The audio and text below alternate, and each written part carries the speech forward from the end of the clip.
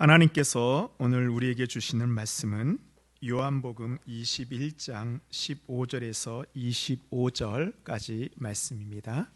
신약성경 185쪽에 있습니다. 그들이 조밥 먹은 후에 예수께서 시몬 베드로에게 이르시되 요한의 아들 시몬아 내가 이 사람들보다 나를 더 사랑하느냐 하시니 이르되 주님 그러하나이다. 내가 주님을 사랑하는 줄 주님께서 아시나이다. 이르시되 내 어린 양을 먹이라 하시고 또 두 번째 이르시되 요한의 아들 시몬아 내가 나를 사랑하느냐 하시니 이르되 주님 그러하나이다. 내가 주님을 사랑하는 줄 주님께서 아시나이다. 이르시되 내 양을 치라 하시고 세 번째 이르시되 요한의 아들 시몬아 내가 나를 사랑하느냐 하시니 주께서 세 번째 내가 나를 사랑하느냐 하심으로 베드로가 근심하여 이르되 주님 모든 것을 아시오매 내가 주님을 사랑하는 줄을 주님께서 아시나이다. 예수께서 이르시되 내 양을 먹이라. 내가 진실로 진실로 내게 이르노니 내가 젊어서는 스스로 띠띠고 원하는 곳으로 다녔거니와 늙어서는 내 팔을 벌리리니 남이 내게 띠띠우고 원하지 않은 곳으로 데려가리라. 이 말씀을 하심은 베드로가 어떠한 죽음으로 하나님께 영광을 돌릴 것을 가리키심이로라. 이 말씀으로 하시고 베드로에게 이르시되 나를 따르라 하시니 베드로가 돌이켜 예수께서 사랑하시는 그 제자가 따르는 것을 보니 그는 만찬석에서 예수의 품에 의지하여 주님을 파는 자가 누구오니까 묻던 자더라. 이에 베드로가 그를 보고 예수께 여짜오되 주님 이 사람은 어떻게 되겠사옵나이까? 예수께서 이르시되 내가 올 때까지 그를 머물게 하고자 할지라도 내게 무슨 상관이냐? 너는 나를 따르라 하시더라. 이 말씀이 형제들에게 나가서 그 제자는 죽지 아니하겠다 하였으나 예수의 말씀은 그가 죽지 않겠다 하신 것이 아니라 내가 올 때까지 그를 머물게 하고자 할지라도 내게 무슨 상관이냐 하신 것이로라. 이 일을 증언하고 이 일을 기록한 제자가 이 사람이라. 우리는 그의 증언이 참된 줄 아노라. 예수께서 행하신 일이 이 외에도 많으니 만일 낱낱이 기록된다면 이 세상이라도 이 기록된 책을 두기에 부족할 줄 아노라. 아멘. 이것은 하나님의 말씀입니다. 요즘 우리 성도님들은 무슨 생각하시면서 사세요? 좋은 생각도 하지만 또 근심 걱정도 많이 하죠. 어느 학자가 우리가 하는 생각을 한번 연구해 봤습니다. 우리가 하는 그런 걱정 중에서 이 70%는 우리가 걱정해 봐야 소용이 없는 것들이라고 합니다. 우리가 해결할 수 없는 일들을 우리는 걱정한다고 합니다. 예를 들어서 이런 거죠. 내일 황사가 심해지면 어떡하지?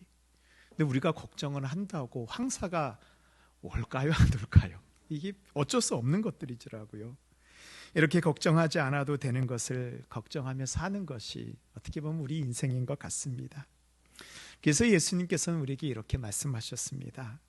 마태복음 6장에서요. 그러므로 내일 일을 위하여 염려하지 말라. 내일 일은 내일이 염려할 것이요 한날의 괴로움은 그날로 족하니라. 내일 일은 내일 염려할 것이라는 건 내일 염려하라는 게 아니에요.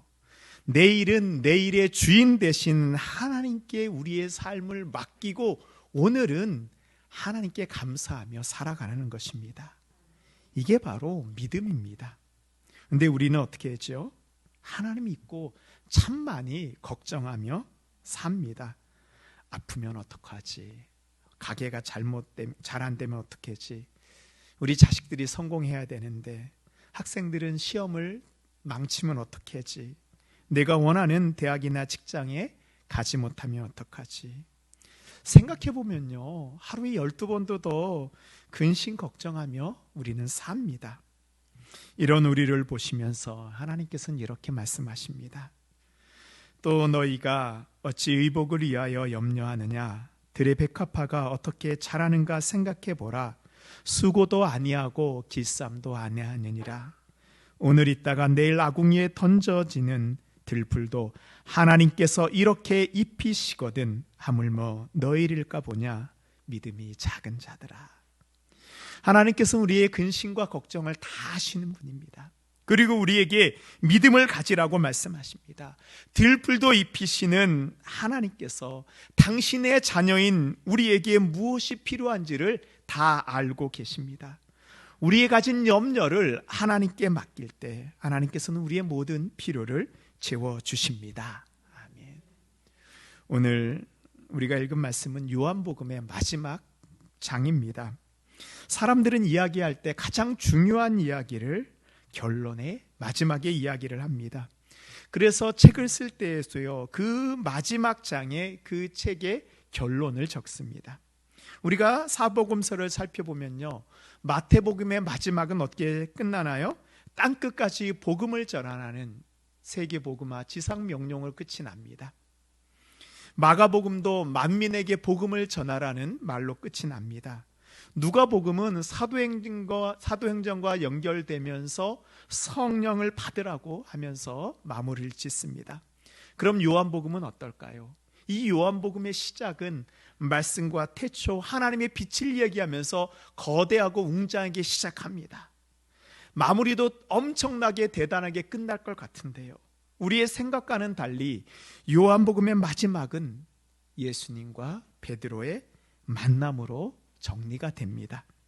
그래서 요한복음의 결론은요, 예수님과 우리의 만남입니다.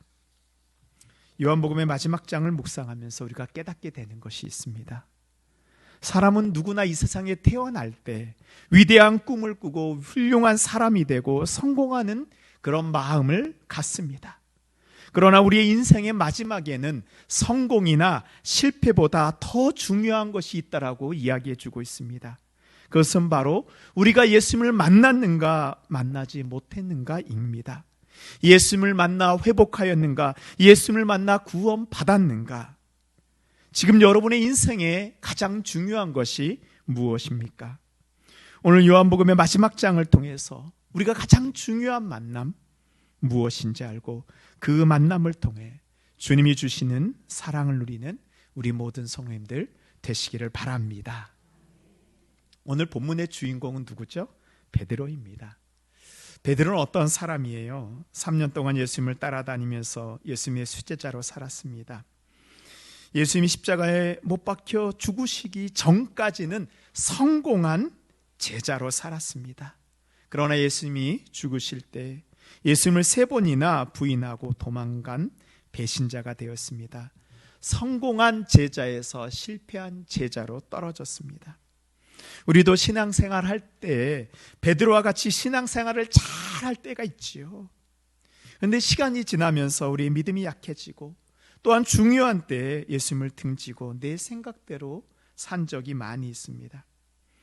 이런 사람이 또 한 사람 있는데요, 사도행전에 보면 바울과 함께 전도여행을 떠났던 마가 요한이라는 사람이 있습니다. 우리가 알고 있는 마가복음의 저자 그 마가입니다.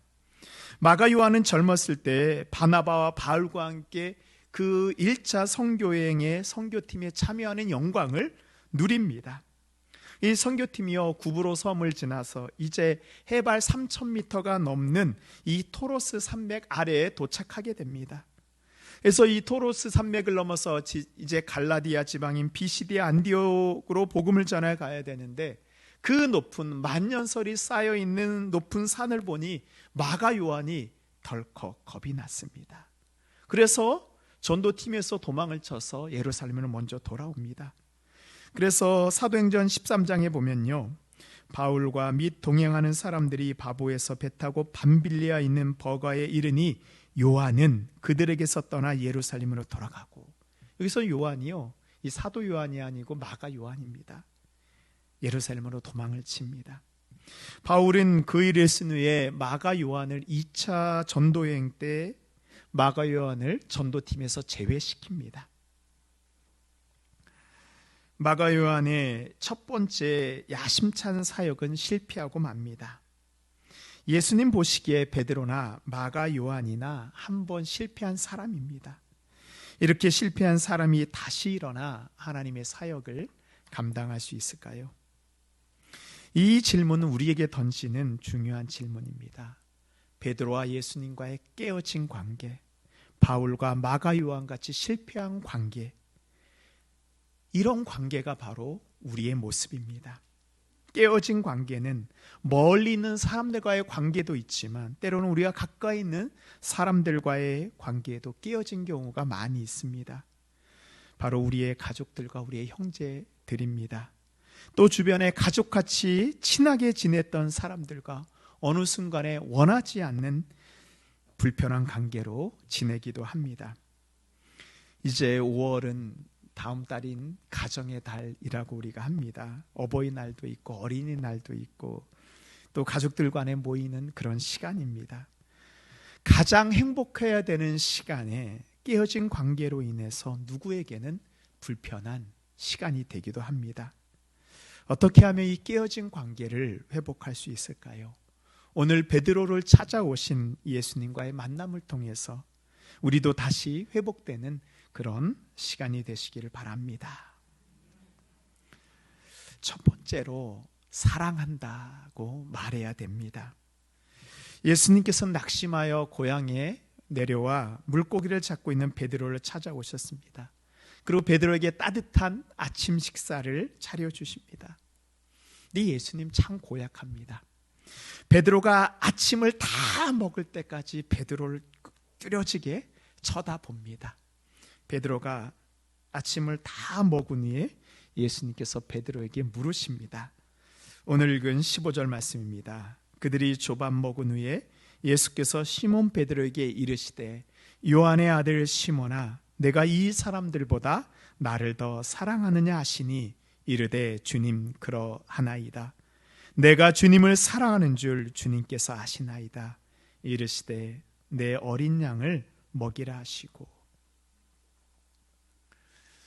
베드로는 누구보다 다른 제자들보다 예수님을 사랑합니다. 나는 끝까지 예수님을 지키겠습니다 라고 그렇게 이야기했던 제자였습니다. 그러나 예수님을 배신했죠. 베드로는 자신이 너무나도 부끄러웠을 것입니다. 한때는 수제자로 예수님의 가장 가까운 거리에 있었는데 이제는 예수님을 제대로 쳐다볼 수도 없는 그런 사이가 되었습니다. 아무 말도 하지 못하는 베드로를 향하여 예수님이 물으십니다. 내가 이 사람들보다 나를 더 사랑하느냐? 베드로는 어땠을까요? 예수님 제가 더 사랑합니다 라고 말하고 싶지만 그 말을 못하고 있습니다. 그럼 베드로의 마음을 아시는 예수님께서 베드로가 말할 수 있는 자리를 만들어 주십니다. 베드로는 예수님의 질문에 이제 용기를 내어 대답합니다. 주님 그러하나이다. 내가 주님을 사랑하는지 주님께서 아십니다. 그래요, 사람은 연약한 존재입니다. 누구나 실수를 합니다. 근데 중요한 것은 실수한 다음에 그것을 어떻게 회복하는가입니다. 우리가 살면서 가장 많이 실수하고 크게 실수하는 대상이 누구인가요? 직장 동료인가요? 친구인가요? 가끔씩 보는 사람들한테 실수를 많이 할까요? 아니면 많이 보는 사람한테 실수를 할까요? 우리가 살면서 가장 많이 실수를 하고 상처를 주는 대상은 바로 우리가 자주 보는 우리의 부모, 형제, 나의 아내, 나의 남편, 가족인 것 같습니다. 저희 아버지께서는요, 이렇게 저보다 더 잘생기셨고요. 그 다음에 아주 호남형이고 노래도 잘하셨고 사람들에게 인기가 많으셨습니다. 어느 모임에 가서도 늘 리더를 하고 사람들에게 잘해 주셨어요. 근데 정작 집에 오면 가족들에게는 그러지 않으셨습니다. 가족들에게는 나도 모르게 함부로 말을 하고 함부로 행동을 합니다. 가장 아끼고 사랑해주는 대상에게 가장 많은 상처를 줍니다. 그런데 중요한 것은 이 문제가 일어난 다음에 우리의 대처입니다. 나의 잘못을 인정하고 깨어진 관계를 회복해야 되는데 그렇게 하지 못합니다. 그래서 어떤 부모는요, 자녀에게 화를 낸 다음에 어떻게 해요? 용돈을 많이 주면서 그것을 넘어가려고 합니다. 어떤 사람은 아무 일도 없던 것처럼 행동을 합니다.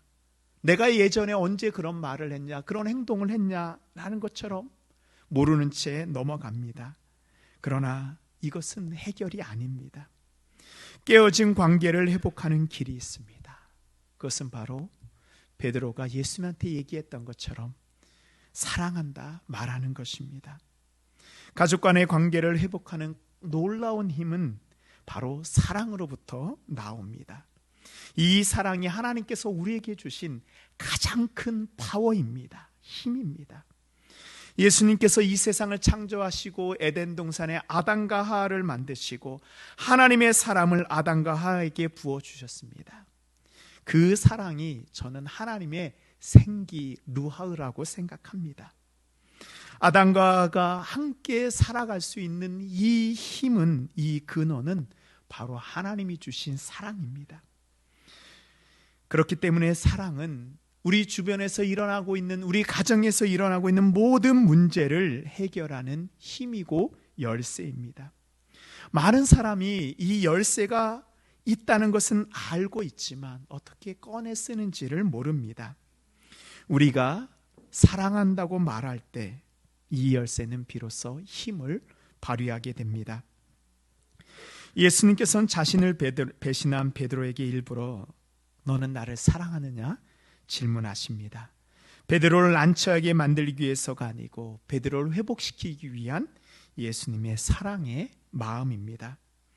예수님을 배신했던 베드로가 예수님께 사랑한다고 다시 고백했을 때 어떻게 되나요? 깨어졌던 예수님과 베드로의 관계가 회복됩니다. 사랑하는 성도 여러분, 내가 예수님과 멀어져 있다고 느낀다면 예수님께 사랑합니다 라고 고백하십시오. 예수님 우리의 고백을 기다리고 계십니다. 또한 우리의 가족들, 가까운 사람들과의 관계도 마찬가지입니다. 나와 함께하고 있는 우리의 가족들에게 사랑한다고 말해 주십시오. 좀 나이가 든 자녀한테도요, 사랑한다고 말해 보십시오. 그 나이가 들었어도 부모의 사랑을 받고 싶은 것이 자녀입니다. 내 부모, 내 형제에게 사랑한다고 말해 보십시오. 부모의 마음속에 그것보다 더 큰 선물은 없을 것입니다.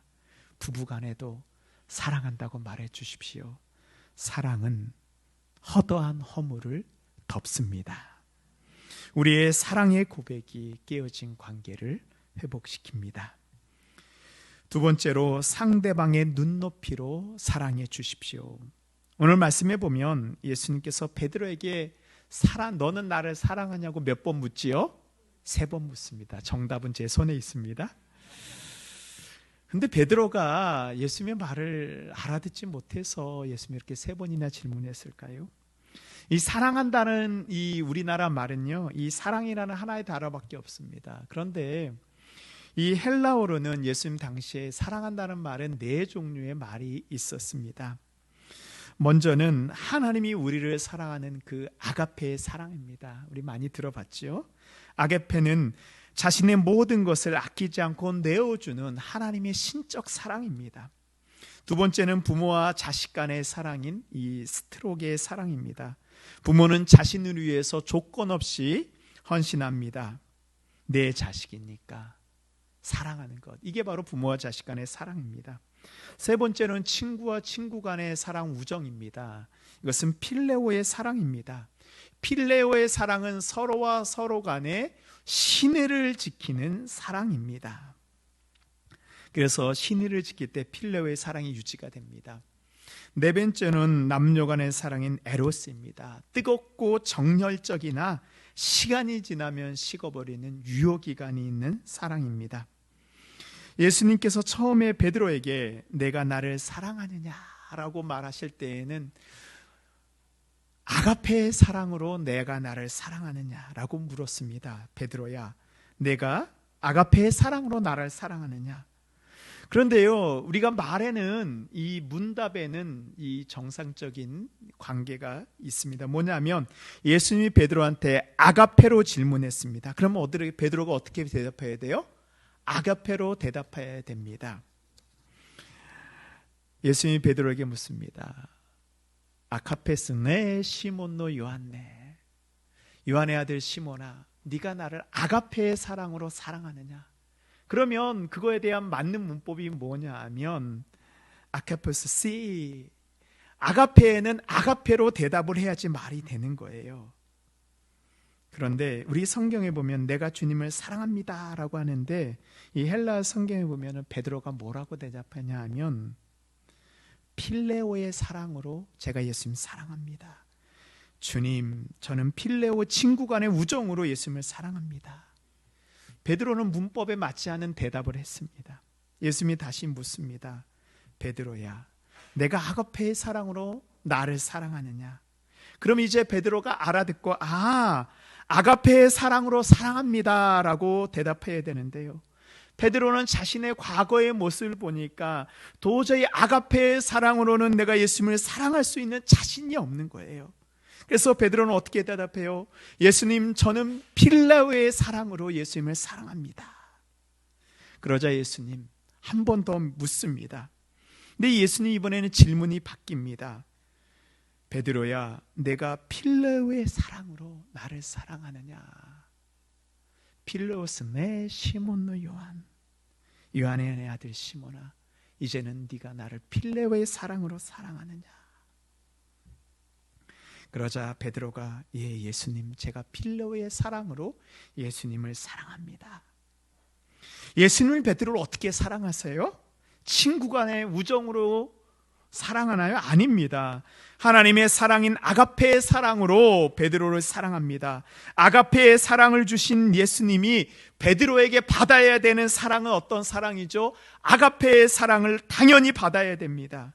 그러나 예수님께서는 지금 베드로가 사랑할 수 있는 그 사랑의 크기와 사랑의 깊이가 필레오의 사랑인 것을 알았어요.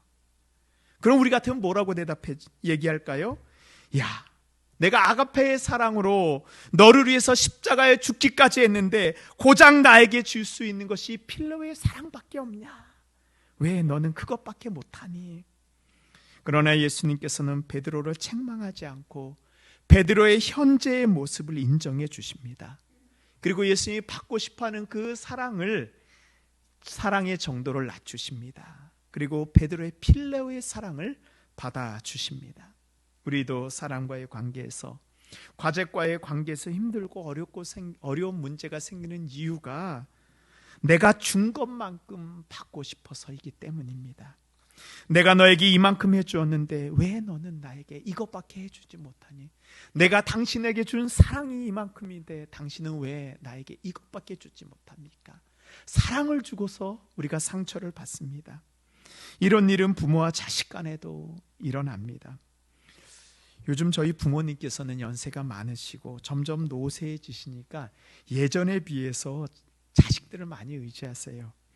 그러면서 속에 있는 이런저런 이야기를 하시는데 자주 하시는 말씀이 요즘 자녀들에게 너에게 서운하다라는 말을 하십니다. 자녀들을 위해서는 모든 것 다 주었는데 자식들은 그것을 몰라주고 그만큼 해주지 않는다고 서운한다고 하십니다. 부모와 자식 간에도 서운함이 있어요. 우리가 만나는 사람, 왜 서운함이 없겠습니까? 우리가 사랑을 준 만큼 받으려고 하면 그 관계는 깨어질 수밖에 없습니다. 예수님의 모습과 같이 우리의 눈높이를 낮추어야 됩니다. 저 사람이 나에게 줄 수 있는 사랑이 이 정도이구나를 인정해 주어야 합니다. 그것을 인정하고 받아줄 때 그 관계가 다시 회복되게 됩니다. 그런데 놀라운 것은요, 그 관계가 회복되게 되면 이제 그 사람이 나에게 주는 사랑의 넓이와 깊이가 점점 더 커지고 깊어간다는 것입니다. 우리가 그것을 인정해주고 나에게 줄 수 있는 사랑이 이 정도이구나라고 받아줄 때 관계가 회복됩니다. 그럼 지금 우리가 받지 못한 사랑은 어떻게 누구에게 받아야 될까요? 바로 예수님입니다. 우리를 구원하시기 위해 십자가에서 자신의 생명까지 아낌없이 남겨주신 예수님의 사랑입니다. 예수님을 사랑하고 예수님이 사랑해 주시는 그 사랑을 받을 때 우리 안에 있는 부족함이 채워지고 우리 안에 채워진 그 사랑으로 우리 주변에 있는 연약한 사람들을 받아주고 품어줄 수 있는 그런 힘이 우리에게 생기게 됩니다. 사랑하는 성도 여러분, 내가 받고 싶은 사랑이 아니고 상대가 나에게 줄 수 있는 그 사랑에 우리의 눈높이를 맞추십시오. 다시 사랑의 대화가 시작됩니다. 우리의 빈 마음은 예수님이 주시는 사랑으로 채우시기 바랍니다. 예수님이 주시는 사랑의 능력으로 깨어진 관계가 다시 회복될 것을 믿습니다. 마지막으로 주님은 우리에게 목자의 사명을 주셨습니다. 16절 말씀입니다. 우리 함께 읽도록 하겠습니다. 시작. 또 두 번째 이르시되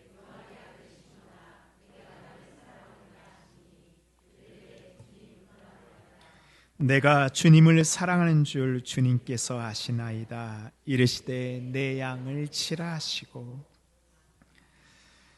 베드로가 예수님께 사랑합니다 라고 대답하자 다시 관계가 회복되니 예수님께서는 베드로에게 내 양을 치라 라고 하십니다. 성경에서 예수님은 목자이고 우리는 양으로 표현하고 있습니다. 그래서 요한복음 10장 14절에 보면요, 나는 선한 목자라, 나는 내 양을 알고 양도 나를 아는 것이. 예수님께서 베드로를 부르시고 회복시키신 목적은 바로 예수님의 양을 베드로에게 맡기기 위해서입니다. 베드로가 예수님을 모른다고 부인했을 때 베드로의 사명도 같이 상실되었습니다. 그러나 이제 예수님과 베드로의 관계가 회복되자 예수님께서는 다시 사명을 주십니다. 나의 생명을 들여서 구원한 이 세상 무엇과도 비교할 수 없는 소중한 그 생명의 양을 이제 다시 베드로에게 맡기십니다. 예수님께서 베드로에게 주신 그 사명은 두 가지입니다. 하나는 내 양을 치라, 두 번째 내 양을 먹이라. 이 치라는 포이마이노이나라는 헬라어로 양떼를 이끌어 간다는 뜻이 있고요, 먹이라는 보스코라는 헬라어로 필요를 채워준다는 것입니다. 주님은 우리에게 사명을 주셨습니다. 주님의 양들의 필요를 채워주고 바른 곳으로 인도해 가는 것입니다. 그래서 주님께서는 이 사명을 이제 우리에게 다시 맡기셨습니다. 주님은 우리를 우리의 가정의 목자로 부르셨습니다. 우리는 목자의 사명을 감당해야 됩니다. 육체적인 양식을 공급해 주는 것은 물론이고 더 중요한 영적인 양식을 공급할 수 있는 목자가 되어야 됩니다. 목자는 양이 먹어야 되는 풀이 어디 있는지, 깨끗한 물이 어디에 있는지 알아야 되고 안전한 길도 알아야 됩니다. 우리는 참된 양식이 어디 있는지, 주님이 주시는 생수가 어디서 공급되는지 알아야 됩니다. 하나님의 말씀, 기도를 통하여 이 양식과 이 생수가 공급돼야 됩니다. 우리가 먼저 말씀의 자리, 기도의 자리로 나올 때 이 생명의 양식을 우리의 가족들에게 먹일 수 있습니다. 사랑하는 성도 여러분, 주님이 우리에게 맡겨주신 이 귀한 목자의 사명을 받으십시오. 사랑하는 사람들에게 내가 먼저 사랑한다고 말해 주십시오. 부족할지라도 그 부족함을 인정해주고 작은 사랑이지만 받아주십시오. 그리고 생명의 양식과 생수를 공급해 주십시오. 그렇게 될 때 우리는 베드로와 같이 주님의 사명을 감당하는 사람이 되어 깨어진 관계를 회복하여 우리의 가정, 우리의 자녀, 우리 주변의 관계를 다시 회복시키고 살리게 될 것을 믿습니다. 아멘. 하나님, 베드로를 찾아오신 것 같이 하나님 이 시간 우리를 찾아와 주신 것 감사합니다. 하나님, 우리의 깨어지고 갈라진 마음 하나님 이 시간에 주님의 사랑으로 회복시켜 주시옵소서. 하나님, 특별히 하나님 우리의 가정과 하나님 우리의 관계 가운데 하나님 깨어지고 상한 마음들이 있습니다. 하나님 아버지, 주님 이 시간 주님의 사랑으로 만져주시어 하나님 우리의 가정이 회복되게 하여 주시고 우리의 형제와 우리의 자녀들이 회복되게 하여 주시옵소서. 사람들과의 관계 속에 깨어진 관계로 하나님 아버지 슬퍼하고 하나님 아버지 어려운 사람이 있다면 이 시간에 주님의 사랑으로 말미암아 다시 회복되게 하여 주시옵소서. 우리에게 가정을 살리는 목자의 사명 주신 것 감사하고 하나님 이 사명 바로 감당하게 하여 주시옵소서. 예수님의 이름으로 기도하였습니다. 아멘. 이제는 우리를 구원하시기 위해 십자가에서 죽으시고 부활하신 예수 그리스도의 크신 은혜와 우리를 위해서 모든 것을 다 내어주시는 아버지 하나님의 그 아가페의 사랑하심과 매일매일 주님과 동행할 수 있도록 힘을 주시는 성령님의 교통교제 역사 인도하심이 주님의 사랑의 부르심에 내가 주님을 사랑합니다 라고 고백하며 하나님 아버지와 모든 관계를 회복하기를 소원하는 우리 모든 성도님들의 머리 위에, 우리의 가정과 우리의 자녀 위에, 믿음의 기업과 일터 위에, 하나님이 사랑하는 동신교회 위에 이제부터 영원토록 함께 하시기를 간절히 축원하옵나이다. 아멘.